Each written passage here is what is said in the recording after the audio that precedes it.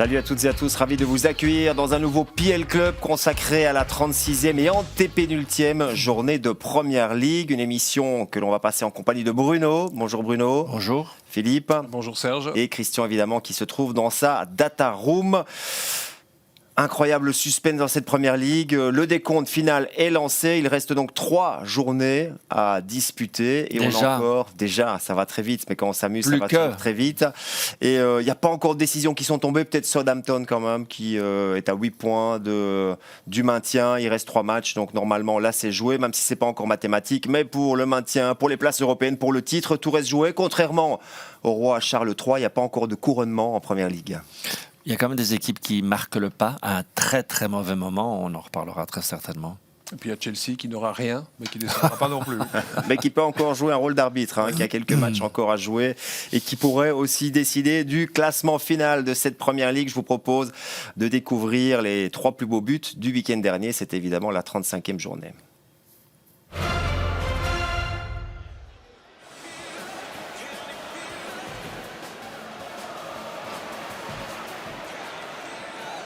Again coming in off that right flank. This time it's in from Ilkay Gundogan. Bottom right hand corner. It is a goal that has been coming since the very first whistle.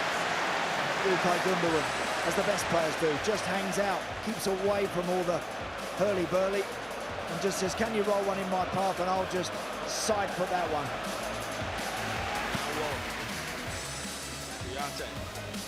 Taken on by Johnson. He goes towards the near post. Gibson wide. Brilliant goal. Danilo rounded it off, but the approach play was admirable.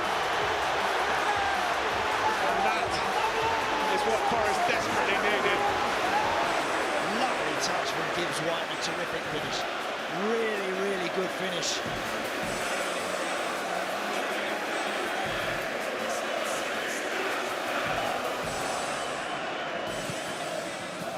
Christie, Solanke, Christie, beautiful football, Vigna.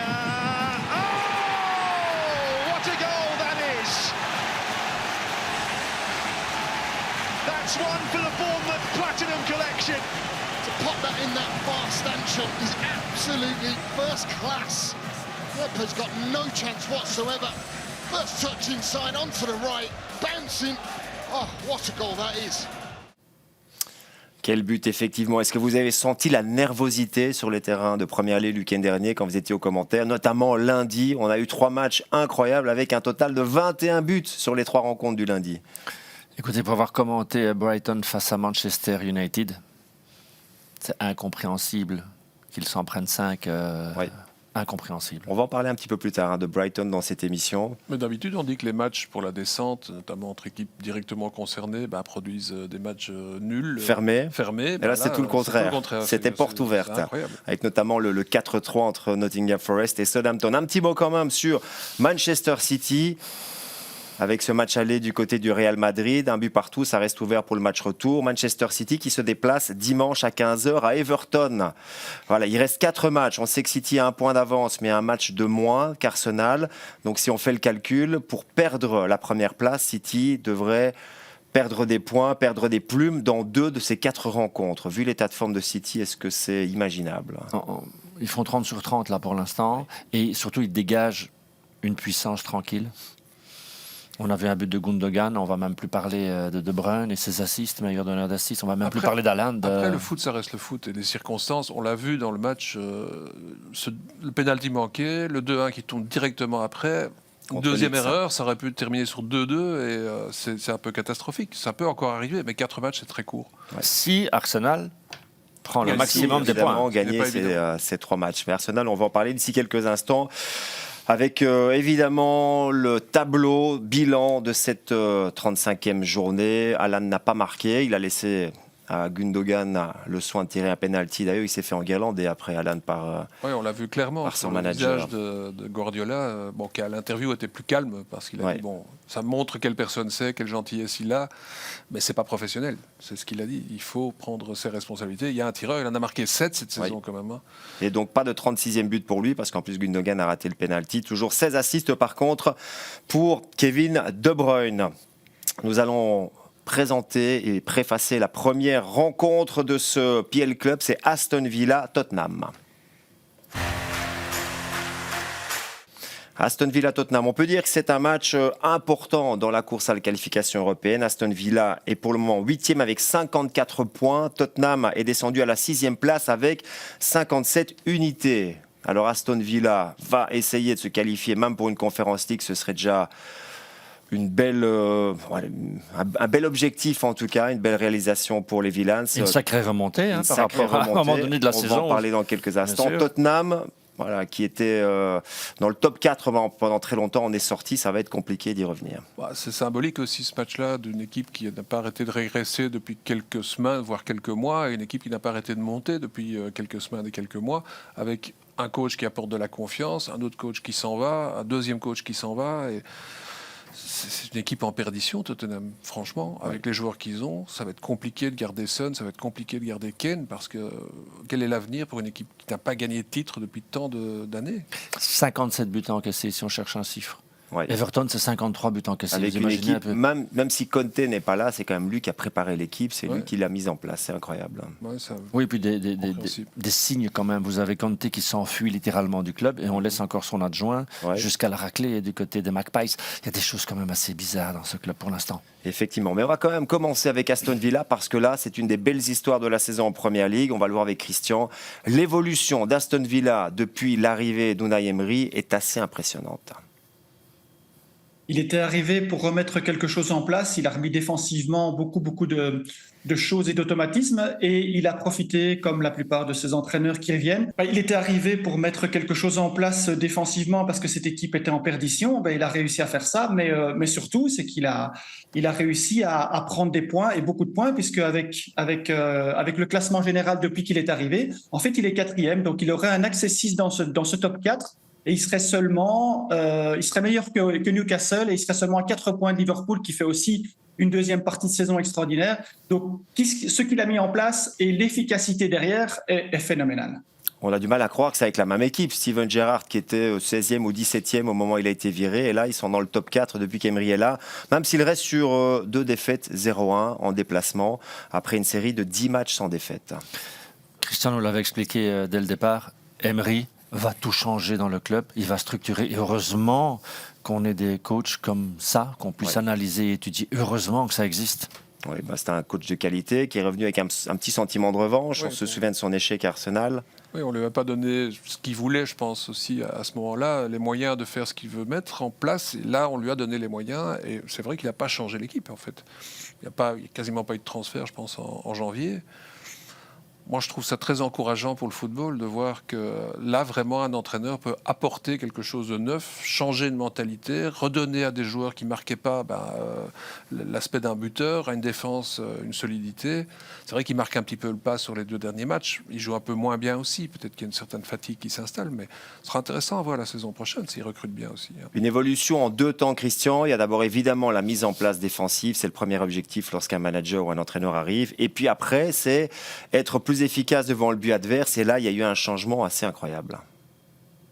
Oui, incroyable, c'est vraiment le mot, Serge, parce qu'il est arrivé, il a mis cette mise en place défensive, il a profité du jeu direct et des reconversions rapides. On va le voir sur l'infographie où il marque quand même 8 buts depuis qu'il est là, 8 buts sur 35 sur reconversion rapide. Mais regardez surtout, c'est l'évolution sur jeu dominant, et jeu dominant placé et rapide. On avait montré il y a quelques semaines que ce n'était pas encore aussi bien, mais sur les dernières semaines, il est arrivé déjà à la moyenne générale de ce qui se passe en Première Ligue, c'est-à-dire 40% sur le jeu dominant placé et les 15% sur le jeu dominant rapide, c'est exceptionnel. Donc, on voit que depuis qu'il est là, 35 buts, performant dans tous les domaines, performant dans le jeu direct, c'est ça en fait qui fait la différence au niveau des points, parce que chaque but sur le jeu direct a une conséquence positive.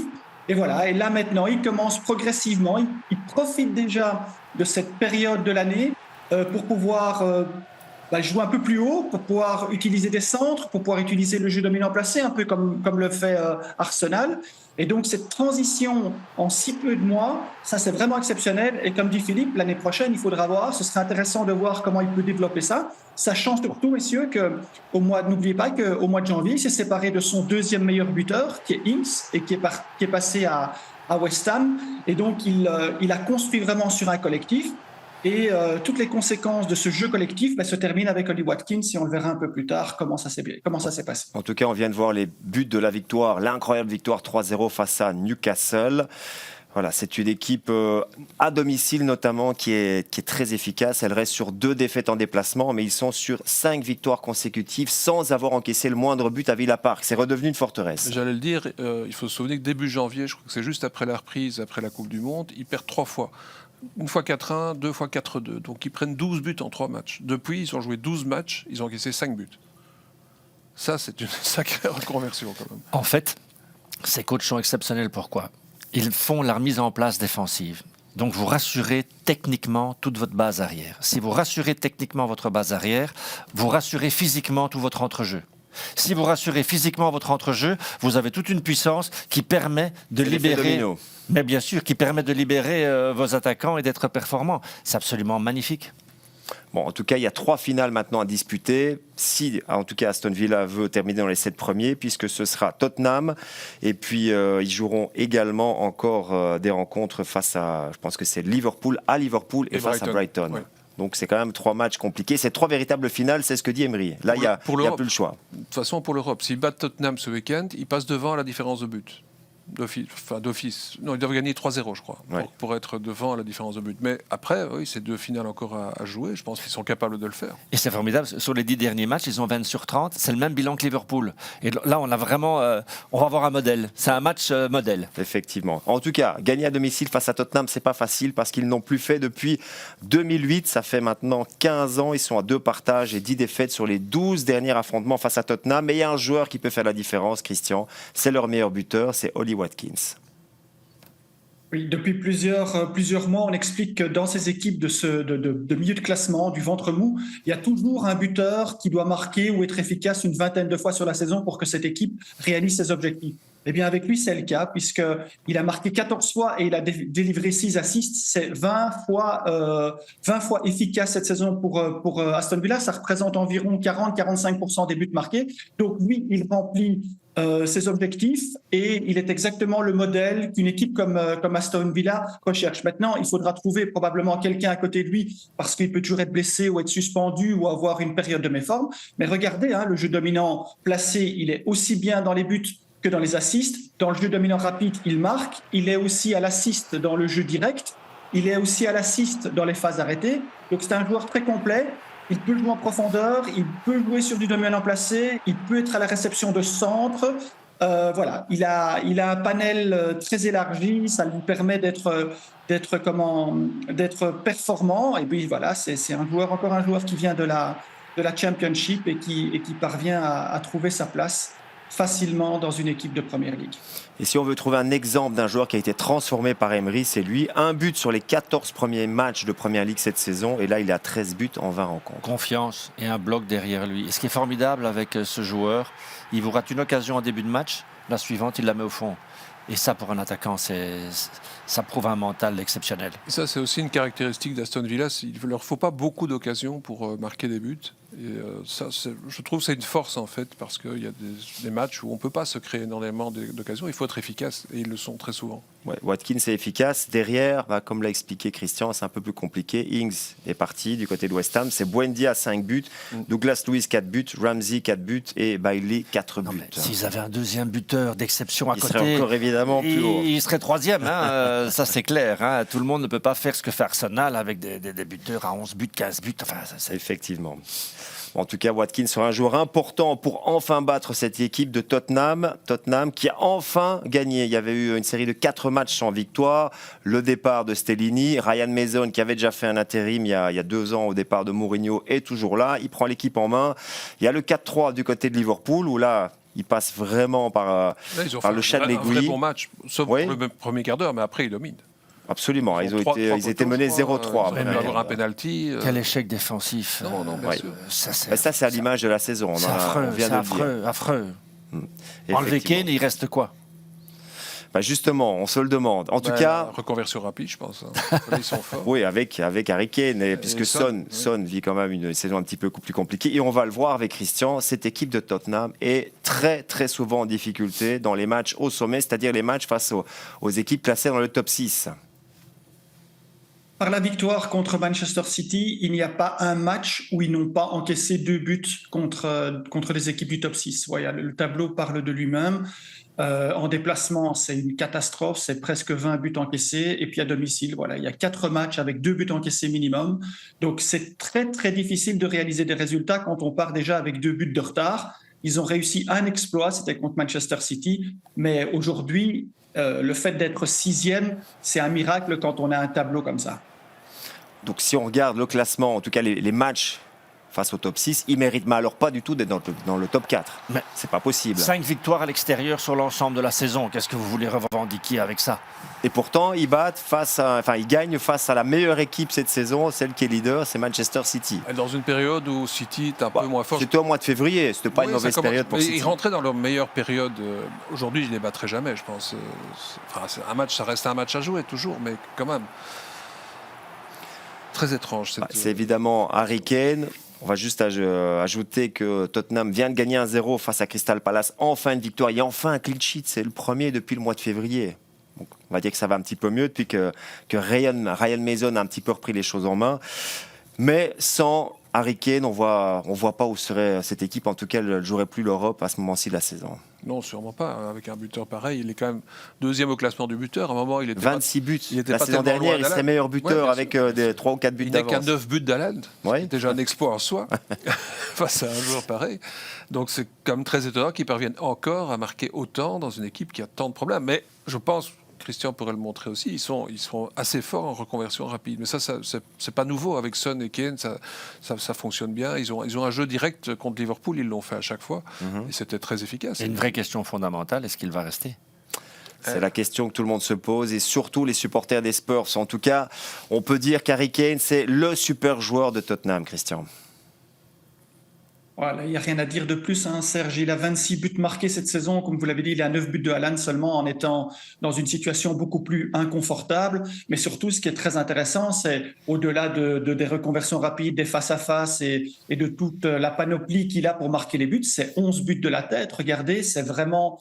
je crois qu'il y a 9 buts dans le petit rectangle. Donc, chaque fois qu'il est présent dans le jeu aérien, c'est un danger pour l'équipe. Donc, normalement, les équipes devraient avoir beaucoup plus de crainte par rapport à Tottenham. Et mais malheureusement, il est un peu seul pour pouvoir terminer toutes ces actions-là pour le moment. Mais voilà, c'est un jeu de tête exceptionnel et un joueur exceptionnel avec un jeu de tête exceptionnel. Mais ça donne une efficacité exceptionnelle. Et ça prouve que c'est un joueur complet, parce qu'on le voit souvent aussi reculer dans le jeu, venir dans le rang central, distribuer, faire des assists. Il sait tout faire, Harry Kane. Parce qu'il a une technique exceptionnelle et une vision du jeu exceptionnelle. Il n'y a pas de secret. Vous lui donnez un ballon dans le rond central, il va chercher la passe de but. Et ils ne sont pas nombreux dans le monde à faire ça. Il n'y a pas que De Bruyne, il y a Kane. Oui, effectivement. Il y a une condition physique de premier plan, avec une course très rapide, il est toujours bien positionné. C'est un joueur impressionnant. Dans un grand club, ça ne peut que fonctionner normalement. Mais restera-t-il à Tottenham? C'est la question que tout le monde se pose. Il lui reste encore un an de contrat après cet été. Donc, on sait qu'il a parlé avec le président.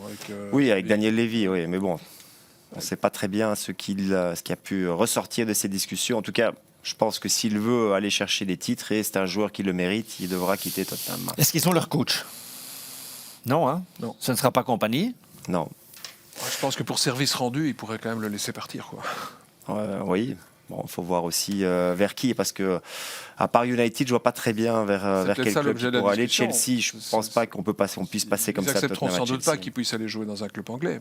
Mais il y a le Bayern Munich aussi qui est très intéressé. Il faut voir s'il a envie d'aller jouer côté de la Bundesliga. Christian, le mot de la fin sur cette rencontre entre Aston Villa et Tottenham. Je voulais ajouter un élément un peu plus spécifique par rapport à Harry Kane. Sur les 11 buts qui sont marqués de la tête, il y en a 7 qui sont marqués en deuxième zone. Ça veut dire que, pour démontrer ce que Bruno expliquait par rapport à son intelligence, sa vision du jeu, il se positionne toujours dans un angle où l'adversaire doit choisir entre regarder le ballon et le suivre à lui. Et donc, comme lui, il a l'avantage de venir en pleine course dans le dos de l'adversaire, dans ce côté, dans ce blind side, comme ils appellent ça, même en football américain, il a cette intelligence de se positionner tout le temps pour favoriser l'action. Et ça, c'est quelque chose qu'il faut observer parce que c'est vraiment impressionnant d'intelligence de jeu. On peut dire angle mort aussi, hein. On peut franciser. Effectivement, c'est un joueur qui sait pertinemment bien se placer et qui est toujours assez efficace, et ce sera un des joueurs importants. On ne va pas résumer ce match un duel entre Watkins et Harry Kane, mais ce seront des joueurs à suivre donc dans cette rencontre, et c'est samedi à 16h, donc ce sera le match de Goals of the Day à partir de 15h45 direct. Ce sera avec vous, Philippe. Oui. Voilà, le rendez-vous est pris. On passe maintenant à l'autre rencontre que l'on va analyser et préfacer, c'est Arsenal-Brighton.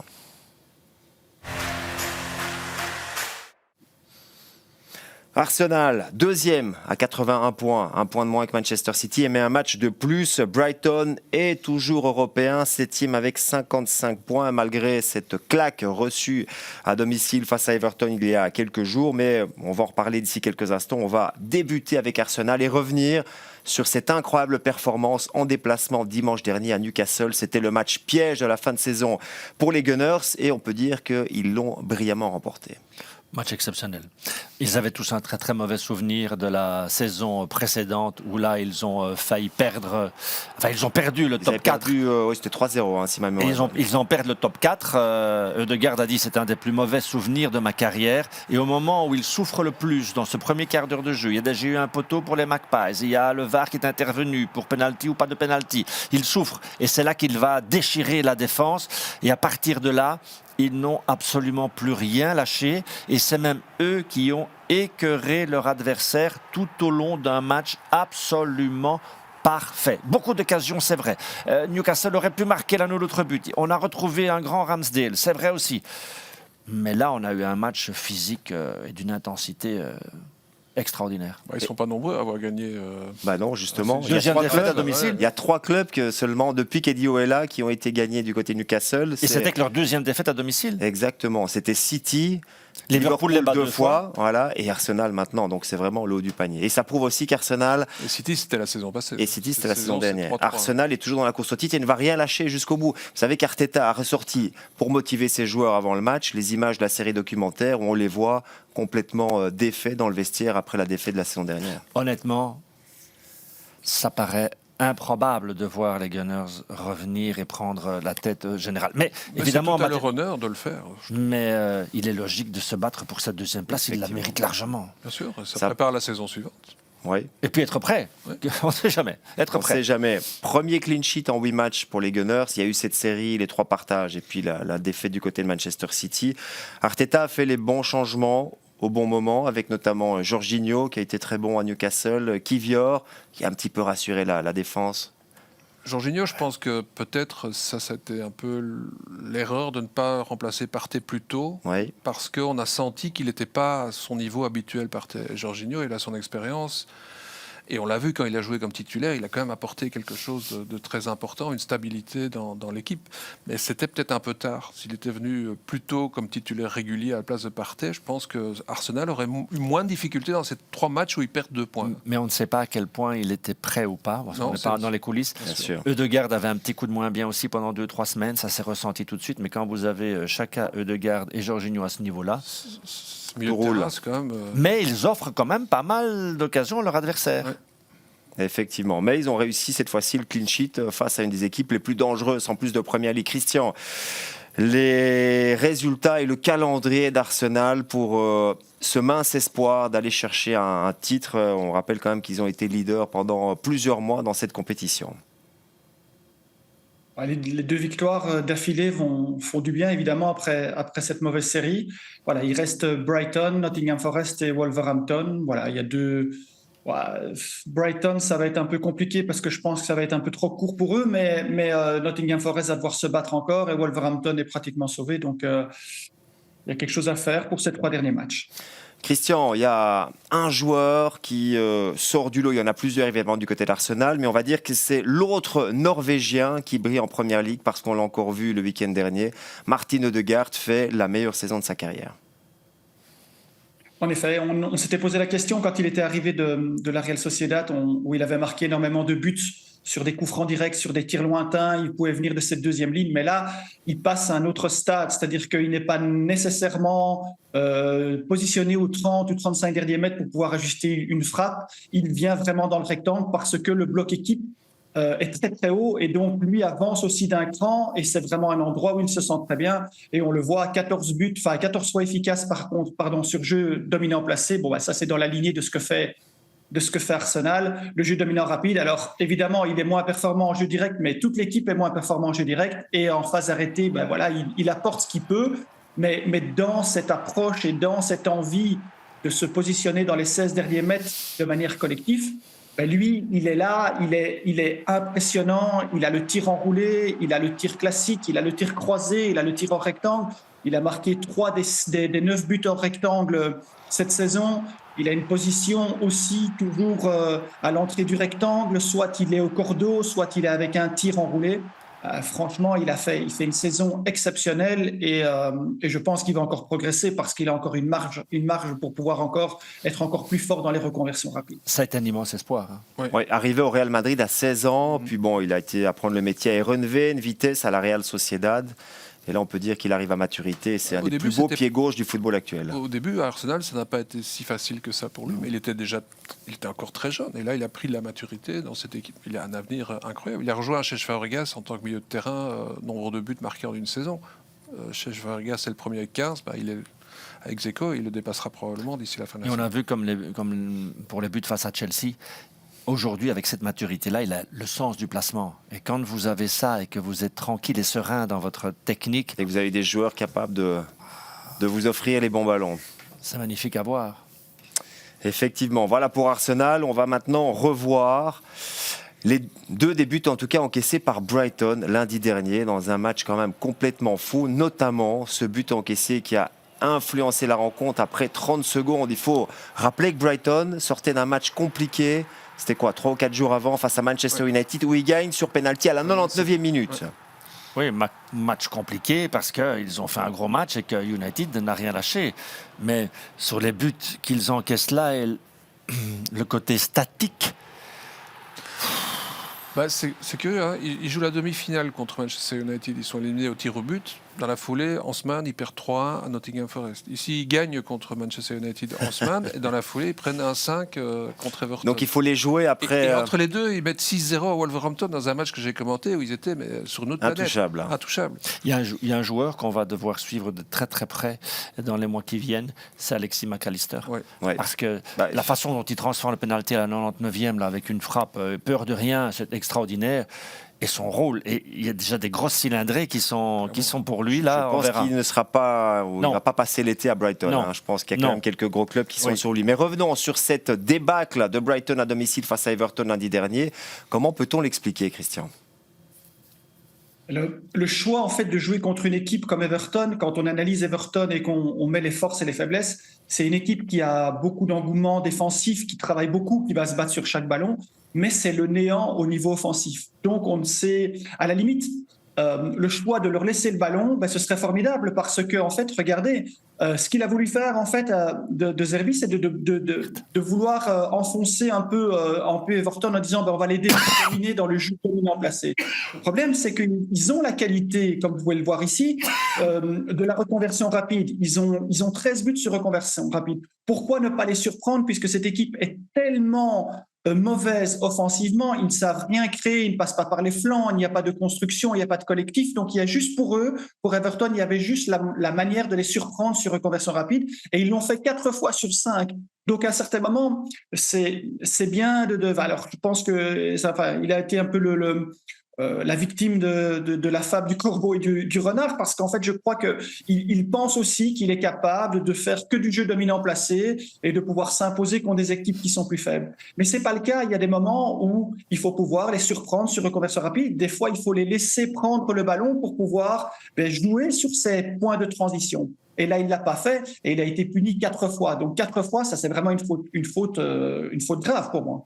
Donc Brighton s'est vu trop beau face à Everton qui en a bien profité. Après, la saison de Brighton reste quand même exceptionnelle. On rappelle qu'il a remplacé Graham Potter assez tôt dans la saison, mais il fait beaucoup mieux qu'un Potter qui était déjà quand même reconnu pour le travail effectué à Brighton. En tout cas, il ne fait pas moins bien, ça c'est sûr. Non, et il a eu l'intelligence et la capacité de prendre ce qui avait été mis en place sans trop changer. Une des grosses différences, c'est la titularisation de Mitoma très tôt quand il arrive. Mais bon, il y a eu le départ de Trossard, donc c'était aussi justifié par ça, je pense. En même temps, je pense qu'il y avait vraiment une belle structure dans ce club et on n'a pas compris pourquoi Potter est parti parce qu'il pouvait porter ce club plus loin. Mais oui, l'argent, bien sûr, je sais. Mais... l'attrait d'un grand club comme Chelsea, la possibilité d'évoluer dans sa carrière. Mais pourquoi ne pas penser que Brighton peut devenir un grand club ? Parce que c'est pas comme ça qu'on pense en football, tout simplement. Les supporters de Brighton, oui. Et ils ont reçu un très beau compliment de Klopp quand on parlait de Ligue des Champions pour Klopp. Il a dit attendez, si Brighton gagne tout. Oui. Ils seront devant nous. Ils ont encore 2 matchs de retard, mais ils sont un petit peu loin de la Ligue des Champions. Maintenant, c'est l'Europa League en tout cas. Les 2 matchs perdus contre des équipes potentiellement descendantes font mal. Et plus le match qu'ils n'auraient pas dû perdre à Tottenham. Bon, ça passait encore. Et puis leur calendrier maintenant est démentiel. Ouais. Ils jouent Liverpool, Brighton, Aston Villa et Arsenal. Donc. Ils ont 3 gros matchs. City. Effectivement. 4 gros matchs. Et ils jouent encore contre City. Bon, match aller, c'était 2-4 pour Arsenal. On voit mal cette équipe de Brighton venir s'installer dans la moitié de terrain des Gunners. Donc il faudra essayer d'être efficace sur les conversions rapides. On va le voir avec quelques buts marqués par Brighton cette saison. Il y a de la vitesse dans cette équipe. On a parlé de Mitoma, mais on a découvert beaucoup de joueurs cette saison, comme Evan Ferguson, comme Enciso, Buonanotte, là, qui est rentré maintenant dans l'équipe. Il y a vraiment un renouveau à chaque fois avec des jeunes joueurs qu'on ne connaît pas qui débarquent, qui font la différence. En plus, il y a des joueurs aussi comme Gross et comme March qui font une très très bonne saison. Donc offensivement, il y a un potentiel énorme. C'est la meilleure saison de leur carrière pour March et Gross. Au niveau assist et buts, je n'ai pas le souvenir qu'ils aient fait autant. Une équipe très joueuse, très très difficile à ça, on savait contrer. Déjà. On avait toujours dit depuis plusieurs années. Et on disait qu'il y avait juste un truc qui manquait, cette capacité de tuer les matchs et d'être efficace. Voilà. Et là, ils le sont devenus. Ça va mieux cette saison, beaucoup mieux. Mais c'est pas encore suffisant. Il manque encore un petit quelque chose pour vraiment jouer le top 4. Alors peut-être avec un grand attaquant en plus. Kane. Openda. Il y a Undav qui avait marqué un doublé dans un des matchs dernièrement qu'il a joué, mais c'est très peu joué. Régulier. Bon, après, il peut travailler et revenir l'année prochaine. Je ne sais pas, il faut voir. Donc on est d'accord en tout cas. Est énorme. Il faudra que Brighton soit efficace sur les reconversions pour espérer quelque chose à l'Emirates. Oui. Il y a un esprit de revanche peut-être quand on en prend 5 contre Everton qui ne marque pas un but normalement. On se décarcasse. Ou alors ça peut être l'effet contraire, ou alors ils sont toujours KO de cette défaite à domicile. Ils vont quand même vouloir le ballon. Ça va être intéressant de voir comment ça se passe. Alors peut-être qu'Arsenal pensera à faire la même chose que City, leur laisser le ballon et partir en contre, mais ils ne sont pas très efficaces en contre, en reconversion rapide. Je me demande qui va avoir la possession dans ce match. Un avis, Christian, sur cette rencontre ?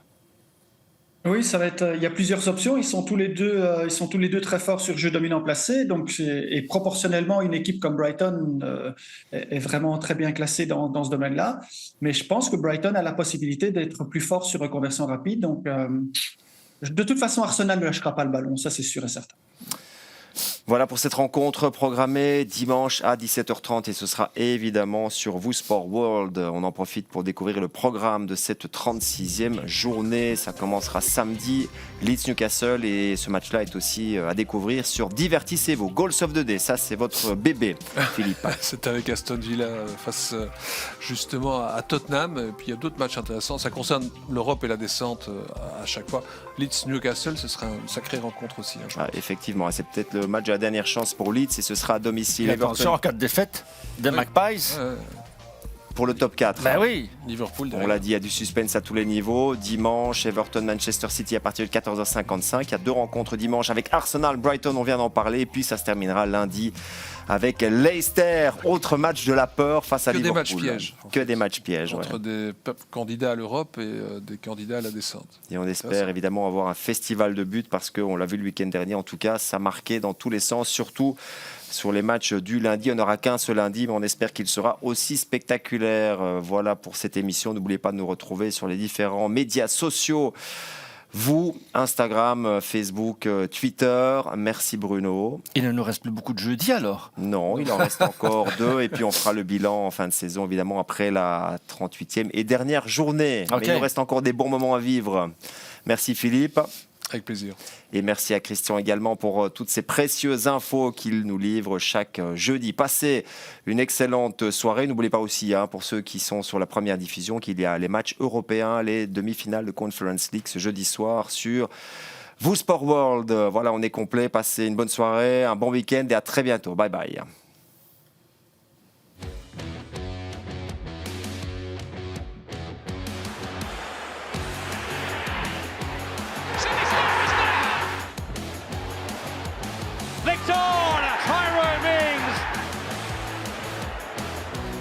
Breakthrough at last for Chelsea.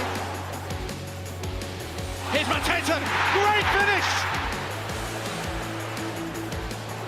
Brilliant strike.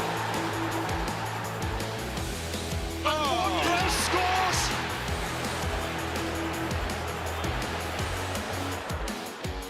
The bees are buzzing.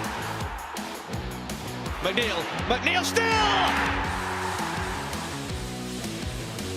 So cool and collected.